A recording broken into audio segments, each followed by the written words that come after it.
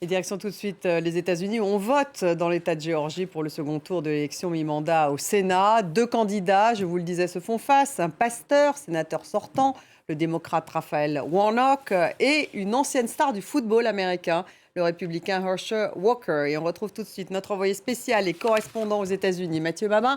Il est à Atlanta. Mathieu, bonsoir. Le scrutin est serré.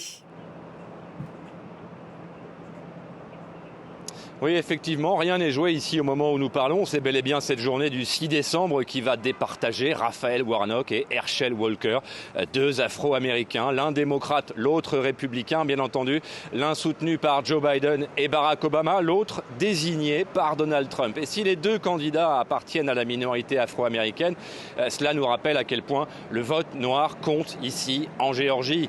Les deux hommes ont des atouts. Walker, le républicain, peut compter sur les conservateurs de l'État, cet État de Géorgie devenu l'État clé par excellence au gré des derniers scrutins, on l'a vu, et que l'histoire relie évidemment au passé conservateur du Sud américain.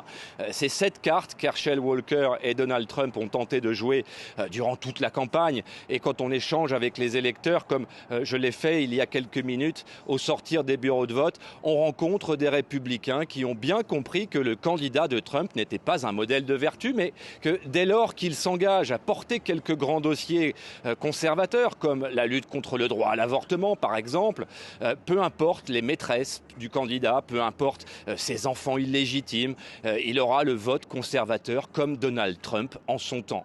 Il y a cependant un bémol à mettre à tout cela. Le candidat démocrate Raphaël Warnock est pasteur et même s'il affiche une posture beaucoup plus progressiste, évidemment, il risque de rafler une part significative du vote chrétien ici en Géorgie. Encore une tendance très présente lorsqu'on échange avec les électeurs à la sortie des bureaux de vote. Et enfin, bien sûr, il y a l'enjeu national, cette majorité du Sénat, mais je dirais qu'ici, sur le terrain, ceux qui se sont déplacés pour voter votent d'abord pour un élu de proximité, bien plus que pour les intrigues de Washington. Merci Mathieu. Mathieu Babin en direct d'Atlanta.